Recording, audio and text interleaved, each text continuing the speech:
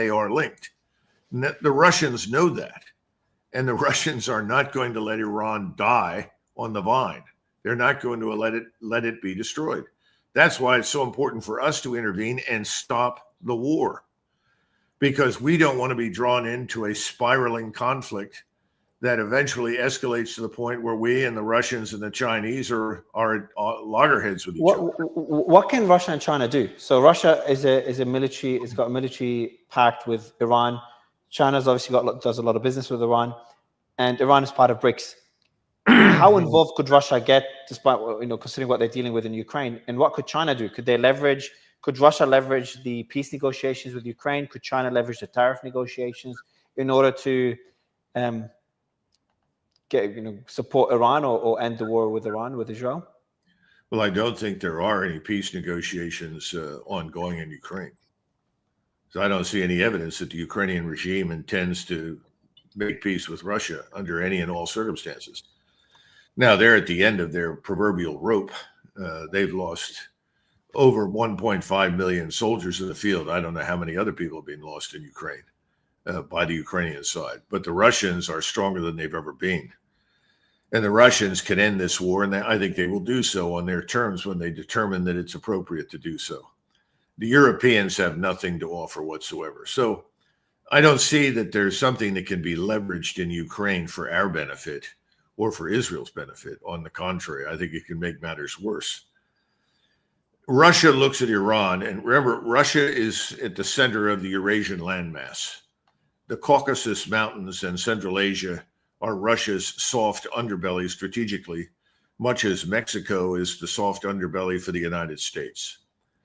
What Russia does not want is a regime in power anywhere in the Caucasus or in Iran that is fundamentally hostile to Russian national interest. Russia wants to build out this Belt and Road proposition for the same reasons China does. They want access to resources. They want to do business. It's a commercial project. But that commercial project would be destroyed and would harm Russia irrevocably on an economic level if Iran's nation statehood were to be weakened and its government were to be destroyed.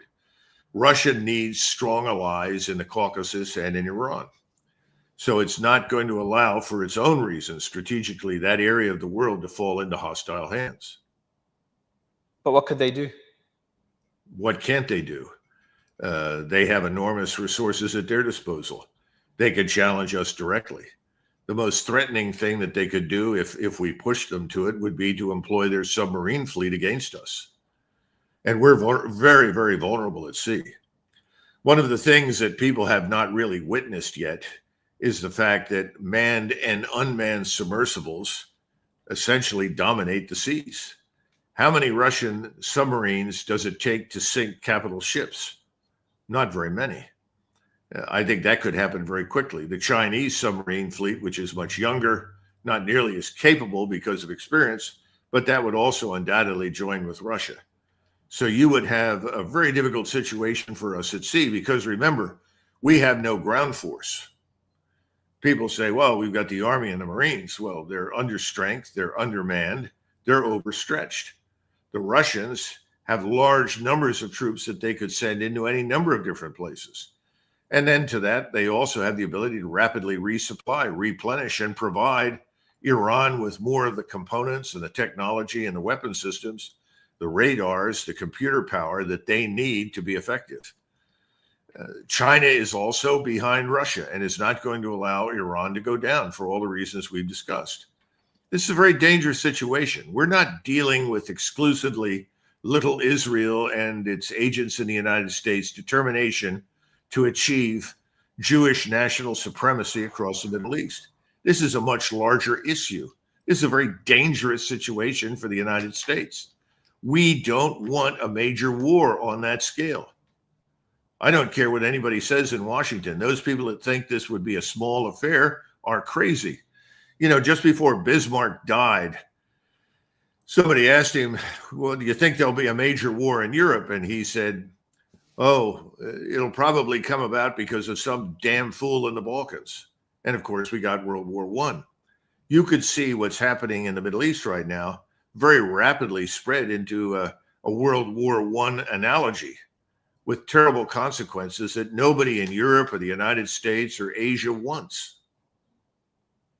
So based on your analysis, Colonel, how do you envisage this turning out? You know, is this going to be a long-term protracted war by Israel? Because you said earlier that Israel wants the destruction of the Iranian regime, or Iran as a country. Iran has the capacity to respond to keep responding to Israel. The foreign minister did say a few hours ago that if the aggression stops, naturally our response will also stop. So I assume Iran will continue attacking Israel as long as Israel is attacking Iran. The US doesn't want to get involved. Iran doesn't want to strike US bases, and they don't want the US to get involved. Russia and China won't stand back forever. So will this be a long-term war, or is there too much pressure on Israel to end it early? I don't know that there's any pressure on Israel right now to end it from the United States, which you and I don't know because we're not sitting in the conference rooms. We're not listening to the discussions. So we don't know what President Trump is being told. We don't know what kind of pressure is being exerted on President Trump. What I thought was very interesting, it was a speech given by Mr. Witkoff in New York City a few days ago, just before all of this unfolded. And he talked about the necessity of preventing Iran from ever having a nuclear weapon, whatever that required. And he talked about President Trump's absolute total commitment to Israel, described him as the first president in the United States that also could be prime minister of Israel, and made some statement along the lines of he and Howard Lutnick are both joking with each other about which of them is closer to President Trump. And when you listen to that discussion and suddenly you get the Israeli attack, you gather the impression that the Israelis are reasonably confident that they can get us to do whatever they want. And that may be true. I just don't know. I worked briefly for President Trump, and I liked him. And I always believed truly that his instincts are solid. If President Trump understands what you and I are discussing right now, and how the potential for war is real, not just a local conflict between Iran and Israel, but a regional conflict that could actually become global. If he understands that, and that's made clear to him, I think he will keep us out. He will simply tell the Israelis, you made a mistake. You miscalculated. It's time for peace. That's possible. And that's why I wrote the X, because there's a way out of this. But we have to stop being belligerent and arrogant. We have to treat other nations and their interests with respect. We have to treat their interests as legitimate. We have to sit down with other great powers who have an interest in stability and peace. Thus far, we have not done that. That's what we must do. What do you think about Hezbollah's limited response? Is that strategic? Or are we seeing a weakening of Iran's influence over their proxy or their ally, Hezbollah? I would worry less about Hezbollah, which is recovering and could come roaring back at some point in the near future. I don't think it would be very smart of anybody in Israel to assume that Hezbollah has simply checked out. I would be more concerned about the situation in Turkey, because the Turkish population is enraged. There is nothing that would please them more than to see Turkey engage the Israelis directly. Mr. Erdogan is probably a little too clever. He sat on the fence for a long time, playing both sides to the middle in his desire to aggrandize Turkish power. And we see that in Syria. But we also see that the Israelis and the Turks suffer from a certain degree of friction between them. And one wonders what Erdogan will do. He's subsequently come out and aligned himself with Iran, as have most other Muslim states. I think more of that is to come.